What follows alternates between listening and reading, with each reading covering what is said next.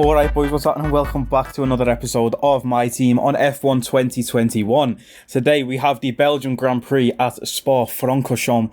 I love saying the name of this circuit, it's so fun. Rest in peace, by the way, to the director of the Spa-Francorchamps race circuit. Got found murdered in their apartment a few days ago, which is a mad story. But anyway, today we're not here to talk about that. We're here to race at Spa. First of all, we have got a press interview with Will Buxton, and then we have the season break. So yeah, anyway, let's get into this interview. It's great to be back at your headquarters, and I've got to say, an awful lot's changed since we were last here.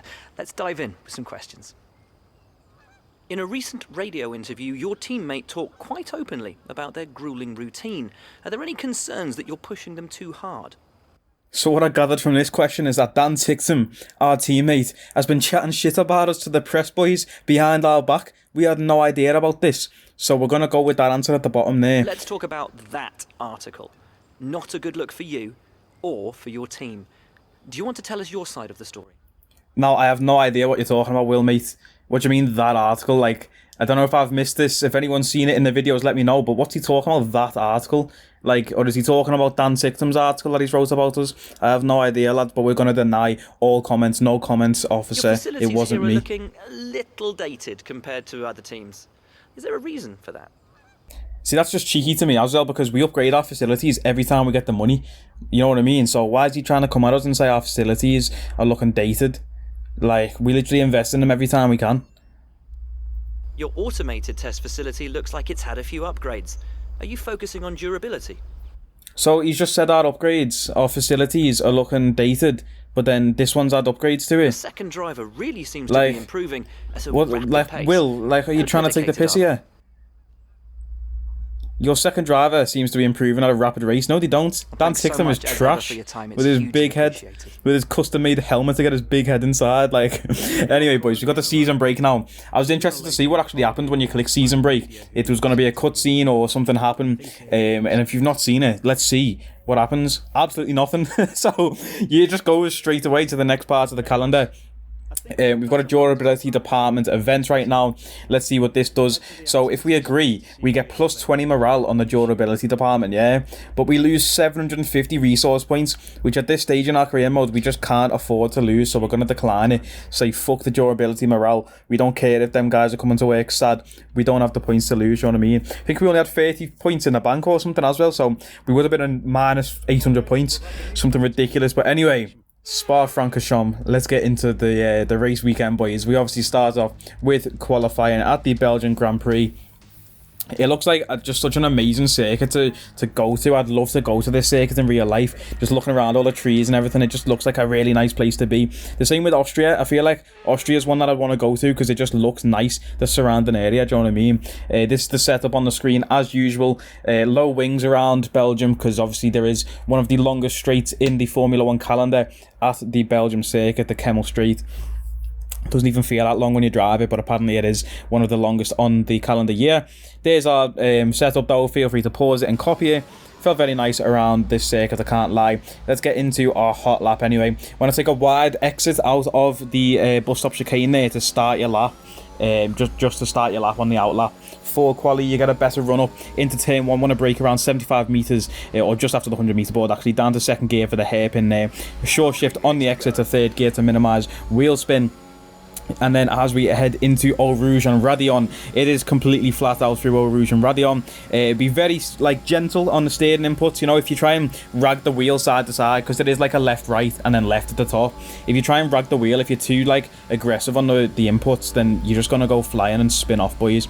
Brake at 75 meters here on the curb. Avoid that curb on the inside left. You can use the one on the inside, or other way around. Sorry, avoid the curb on the inside right for the chicane. You can take it on the inside left though. Heading down into this corner now, engine braking around down to third gear. Reminds me of a turn in France at the France Grand Prix. That one there, very hard and difficult. This section here, we nearly lose the car.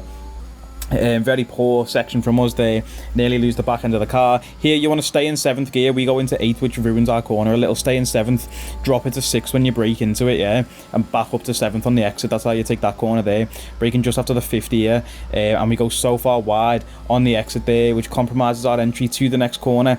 Just a very rough lap here, boys, I can't lie to you, it's very rough, but obviously we're 5 tenths up nearly on our previous lap. Again, we have to slow down here because we're nearly going in the wall.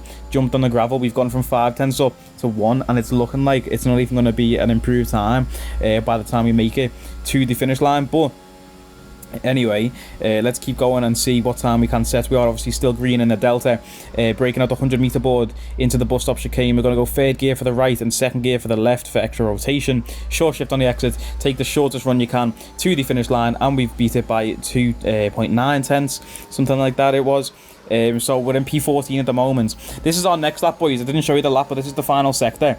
We're improving on our time. We've got a massive slipstream from Nicholas Latifi down this back straight. We're obviously in P17. You can see top left there.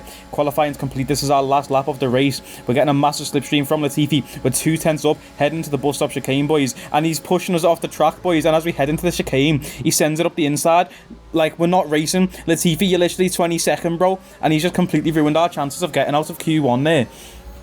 What an absolute loser. Like, I can't believe this guy. He's literally 72 rated, bro. And we'll have a look at the times now. I came P17. I was improving by 2 tenths, which would have put us in P16 at least, and put us through to Q2, boys. So, Nicholas Latifi ruined our qualifying session just to finish P22. I don't believe it. Welcome along then to the Belgian Grand Prix, the race that gave us the maiden victory for the Jordan team in 1998. And in the same team, the phenomenal debut of a young Michael Schumacher.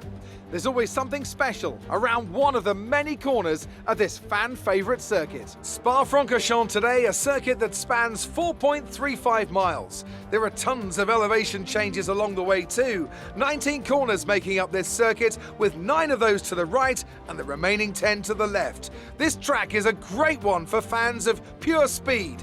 The average lap speed comes close to a whopping 145 miles an hour. Anthony Davidson joins me once again in the commentary box, and it's fantastic to have you with us here today. But I'm curious, as a man with experience out on the track, how do you stop those pre-race nerves from becoming overwhelming when you're lining up on the grid? Well, from the moment qualifying's over, you start to feel the adrenaline in your body build up and the buzz in your stomach as you anticipate the rundown into turn 1. It's all a bit like going into battle, and the unknown situation makes you nervous. Those pre-race nerves are a good thing. The day you don't have them means that you don't care anymore. And of course, you have to make sure that all the procedures are second nature to you, so that they're not taking up too much of your capacity. Before we begin, let's take a quick look at the grid lineup for today's race. Lewis Hamilton lines up on pole position, and Valtteri Bottas will line up alongside. Looking down the rest of the grid, we have Norris, Ricciardo, Pierre Gasly and Perez, Leclerc, Vettel, Tsunoda and Lance Stroll, Sainz, Verstappen, Esteban Ocon and Raikkonen, Giovinazzi, the owner driver, Mick Schumacher and Daniel TICKTUM, Mazepin, Russell, Latifi and Fernando Alonso rounds off the grid. And with lights out just moments away, it's time to go down to the track.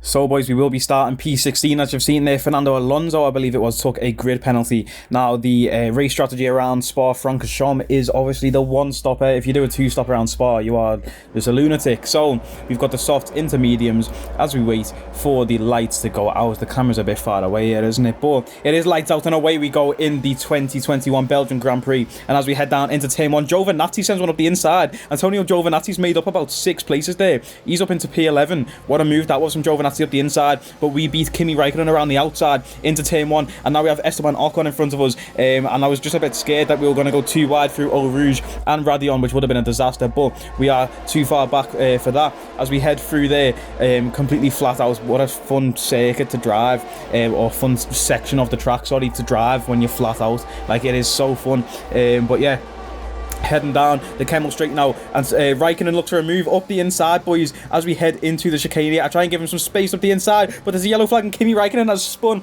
up the inside, trying to send it up the inside. It was at the end of the Kemmel straight, heading into the chicane. Let's get a replay of that. Kimi Raikkonen tries to send one up the inside, boys. We'll get his onboard in a minute. That was not my fault at all. Let's see the onboard of Raikkonen. We're in the braking zone, and he just sends it up the inside, boys. I don't know what he's thinking there. I don't know why he didn't like yield that position, but that's just such a silly move. We've hit our braking point, and he's still sent it up the inside. And obviously, if you know about that curb there on the inside right, as soon as you touch that curb, boys, you're just spinning out. It's a joke, that curb this year. But now, luckily, he didn't lose his wing. It didn't bring out a safety car for Raikkonen. It just put him to the back of the grid. But now we are chasing down the Alpine of Esteban Ocon, which we are very close to the Alpine car on the R&D tree. As we head towards now into the bus stop chicane, very late on the brakes there. We almost go flying into the back of Max Verstappen in the Red Bull, but we managed to outbrake Esteban Ocon and make up that position there. We're in P11 or P14, sorry. Now we are in P14, chasing down the Red Bull of Max Verstappen, who also took a grid penalty similar to Fernando Alonso. Obviously not as severe. I think Max started P14 maybe, but lap 3 now, you can see we are still chasing down Max Verstappen. It's going to be a very hard car to keep up with, because he is obviously in the Red Bull and we're in our little stinker stock car. But obviously he's got the traffic in front of him of Lance Stroll, who's in the fastest car. But you've got Antonio Giovinazzi in P11 after that move at turn 1 on lap 1. Lap 6 now, coming through Eau Rouge and Radion down the Kemmel straight. We've obviously got DRS now on Max Verstappen, and we are going to try and make a move up the inside there. We touch the grass a little as we head into the chicane now, side by side with Max Verstappen. We are going to pull out a little because I didn't want to compromise any sort of track position there, and maybe touch the curb by accident. But a lap later now, we're in the same position again. DRS activated slipstream on Verstappen. Now Verstappen tries to make a move on Giovinazzi. Giovinazzi up the inside, nearly touches the curb and spins there. Can we get the cutback on Giovinazzi? No, we can't. There's still wheel to wheel. Giovinazzi and Verstappen now heading into this downhill right-hander. So easy to lock up. Will anyone lock up? Max goes wide. We go even wider here, trying to get some good traction out of the corner on the release. But Max very easily passes Giovinazzi. A great move from Max Verstappen there to pass Giovinazzi. But now Giovinazzi is in our sights. Can we take Giovinazzi before the end of this lap? Heading now towards sector 3 of this lap. Very fast corner here coming through. We're in the slipstream. I think we're going to use some ERS here. Heading to the bus stop chicane, and we go late on the brakes again, but we're going to go wheel to wheel through the bus stop chicane. You know what I say, boys, you can't go much later than me on the brakes heading into corners, and we're going to compromise Giovinazzi's exit line there. Pushed him a little bit wide, a bit snide, but that's just good defensive driving from me to claim that position here. Lap 8, we are now pitting. We have a few cars in front and behind us coming into pit as well. We're obviously going onto the medium tyres, and I always like to show the pit stop, boys, just in case anything happens in the pit lane, any stinkers or anything mad happens. Obviously, we are at the end here. Let's see, we're going to change it, and the boys are rapid. It's a 1.9 second pit stop. That's a world record, boys. Red Bull Racing who? Red Bull who? That is a world record for the Sasuke Racing team right there. I swear to God, boys, what was that? 1.9 seconds. Did you see how fast them guys are moving? You know, sometimes I come into the pits, boys, and I say in these videos someone needs to get sacked because, you know, they're just going so slow, and we nearly drop it up the top of Radion there. We nearly dropped the car. We catch it. Very scary moment for us as a driver there. We nearly dropped the car completely. That was very scary. But yeah, sometimes, boys, you know, the pit crew, they move so slow. We get like a 3-second pit stop, and I'm like, oh, someone's getting sacked. But they were on it. You know, they must have had the Red Bull energy drinks, boys, because they were rapid. 1.9 second pit stop. That's the first time I've seen it on this game. I wonder, can you get the 1.8? Anyway, we are heading up to the Kemmel straight now, and we've got Sebastian Vettel in our sights, one of our favourite drivers, because I used to watch him as a kid. And yeah, we've just made an easy pass there. Do not touch that curb on the inside right there, boys, in that little chicane. Like, if you haven't drove Spa yet on this game, if you touch that curb, you will just spin. I'm sure last year you could take a lot of the curb and it helped with rotation through the chicane, but this year you just can't. Nicholas Latifi out of the session. Latifi's out of the session, the absolute stinker. I can't believe he compromised our race, yeah? Our qualifying, sorry. Just to go ahead and finish P22 in quali and then finish P22 in the race, lad. Like, I hope it was worth it, Nicholas, you know what I mean? Like, oh, I can't believe this guy. But then we see a yellow flag behind us, boys. I think this is a few laps later from the Latifi incident. On the map on the bottom left, you can see there is a yellow flag. And let's go ahead and check out what's happened here. in Sector 3. And oh, there's some smoke coming out of the back of Dan TICKTUM's car there. That's right on board with Kimi Räikkönen behind Dan TICKTUM, our teammate, and his engine is gone, boys. Dan TICKTUM is going to DNF the race here in Belgium. But that is all she wrote, really, boys. Not much else happened. You can see our tyres absolutely done at the end of the race there. That was a quick transition. 62% gone on the front left, 58 on the front right.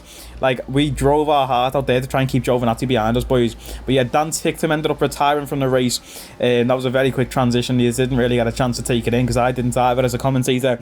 But yeah, man, engine failure for Dan TICKTUM. It's not what you like to see, which means he'll probably take a grid penalty for the next race as well, because he will probably have to change components. But who knows, we'll have to wait and see. Lewis Hamilton getting the podium pole position, Valtteri Bottas in P2, and Lando Norris on the podium as well in P3. It's good to see Lewis on the top step and not Valtteri, because obviously if you've watched this series so far, Valtteri's won pretty much every single race. So hopefully that driver update thing has worked out. And is that James in the background on the constructors podium? That James from Mercedes who does the race debriefs on YouTube. I've only just noticed that. That's a boss little feature. James Valves, is it? I don't know if it's James Valves, actually. That might be Valtteri's engineer, but his name's definitely James anyway, I'll tell you that. So, boys, we've ended up finishing P12, just behind Max Verstappen, outside of the points, obviously. A very good drive from us, I think, starting P16 on the grid to finish P12 in the Belgian Grand Prix. I really enjoyed this race. I really enjoyed driving Spa-Francorchamps. It is one of my favourite tracks on the calendar year. It's very long, but it's one of my favourites to drive. You know, Dan TICKTUM obviously finishing P21.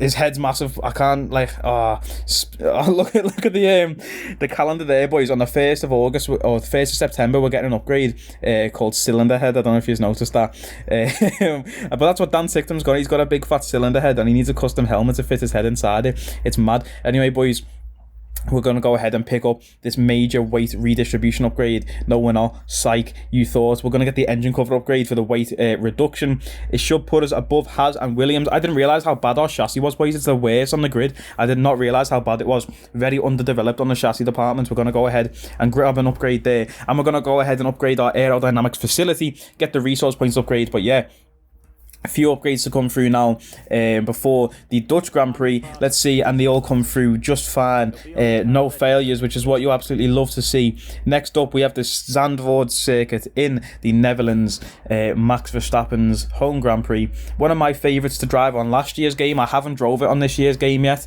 Apart from Australia, from now in the calendar, I haven't drove any circuit on this game so far. So yeah, we've got the Netherlands Grand Prix next. Stay tuned for that episode. If you did enjoy this one, like, comment, share, and subscribe. You know the vibes, and I will catch us next time. Take it easy.